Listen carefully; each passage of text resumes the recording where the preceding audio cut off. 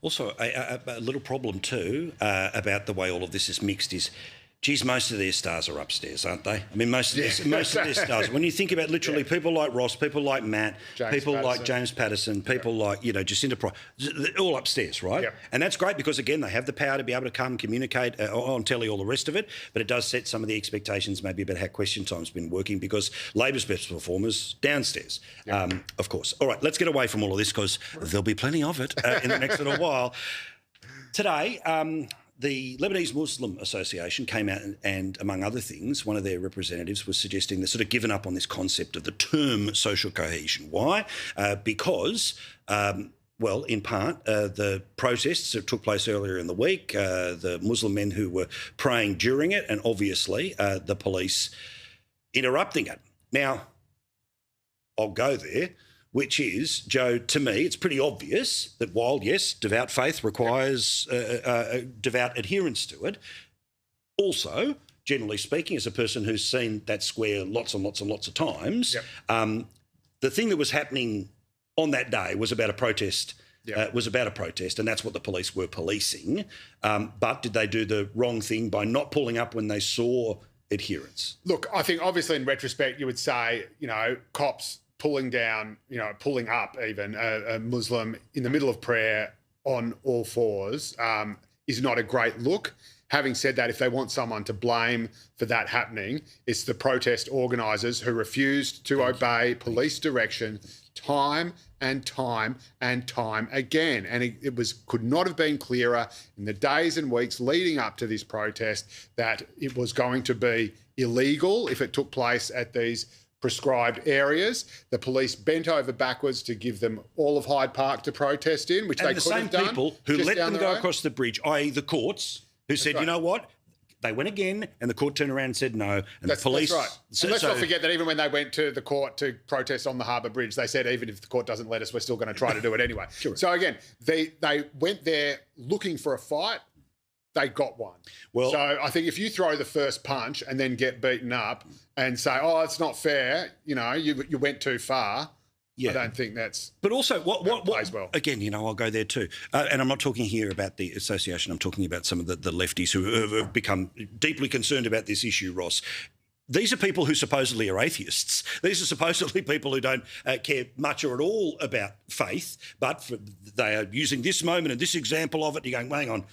Would you really be in the fight if it wasn't part of the collection of non-traditional, Christian faith, etc.? But perhaps that's too hot to handle as a concept. But still, I'm just saying, yes, was it a bad look? You betcha, right? Was it a bad look? You betcha. But did the police have every right to move everyone on who wasn't supposed to be there? Double you betcha. Yep, 100% right. It is the cleaner term, mess around and find out. And people just want to mess around now. We are going too far in letting people do. We're encouraging law breaking. If it's the vape regulations that don't stop vaping, it's the e-bikes that we're going to put laws in that can't be enforced. Give the police the power and the confidence to act in these things and act the way they should. We don't need more laws. We need the ability to protect the people that go out there and do the right things. And you take that protest and put it in the West Bank or put it in Gaza where you're going against a government authority, what would happen there? We're hearing what's happening in Iran, on protests. These things, the Western democracy we have, and I cross the floor, I'm paying the price for protecting freedom of speech. I love protest. But follow the law when you do it. It's not that bloody hard to do. And then don't go whinging when you break the law and someone has a crack at you. It's pretty simple. Yeah, well, we'll all see where it goes. Matt Canavan in Senate estimates. He was up against Michelle Bullock. Now, I think some of the reporting on this, pretending that the clash was all him putting words in her mouth, rubbish. He's clearly talking about the way the government has been spinning things, but Michelle Bullock decided to make it a back and forth, which means we show it on TV tonight. I think people are only going to get angrier in this country if they're gaslit into thinking that the economy is okay when their lived experience is absolutely terrible. Senator, right I now. take exception to that comment. I am not as I have taken gaslighting things anyone. Are okay. Let us speak. I have said that there are certain aspects of the economy which are doing well, and one of them is the labour market, which is positive for people. Now, he's putting words, he's verballing the Reserve Bank Governor. Oh, no! Ross, Okay, it's meant to get a little back and forth. You also know a lot of people that, if you know your rugby league, you know what slow playing the ball does. Otherwise, if you're playing the clock, slowing things down, you've only got so many minutes. They know that, so they would stretch things out. I don't know what happened before, but I'm pretty sure he was tired of the over-talking. What do you think here? And should he apologise or at least serve 6 months in jail for mansplaining? No, he should not. He shouldn't even go close to it. If you're out there saying that aspect of the economy is doing well, you've got to be challenged. That's why you come to estimates. It's not an agree fest. We don't get to pat everyone on the back and say, thanks for doing what you do. We test people.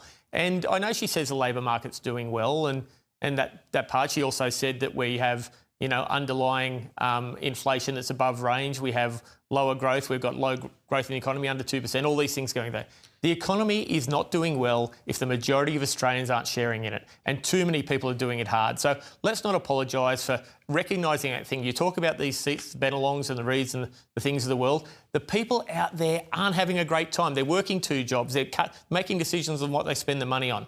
And we have to be able to question that and make sure the mindset of our decision makers, like Ms Billick, who is doing a pretty good job under awful circumstances on spending, she has to understand that as long as the numbers look good, that's one thing. The people have to feel it. Otherwise, we are not doing our job. Yeah, I mean, what did you think? Because some of the outrage today. The outrage is bollocks, obviously, and Matt Canavan knows exactly what he's doing, and he's extremely good at it. I think this is a case where both things can be true. Yes, the employment rate is very high, but the problem is if you've got an inflation rate that is running higher than wages, then you are not going to, you're still not better off. So I grew up, I was a child of the early 1990s recession where, you're looking at double-digit unemployment, and that is horrendous. The problem is, these days I do a lot of work with Salvos and Vinnies, and they are experiencing record demand. So we've got record employment, yes, or near record since the 60s, but we've also got record demand for homelessness. When there's a queue for food, services. Stop telling me it's... And there's some figures, again, in New South Wales that the number of homeless has doubled. It's a bit apples and oranges. I'm not going to subscribe to that, but it is absolutely an increase. And so having a job isn't enough anymore. Lads, appreciate it very much. Thank you very much. Look forward to seeing you. We would have done winners and losers, but I think we'll have to wait till about this time. I think Angus Taylor... About 9:30 tomorrow.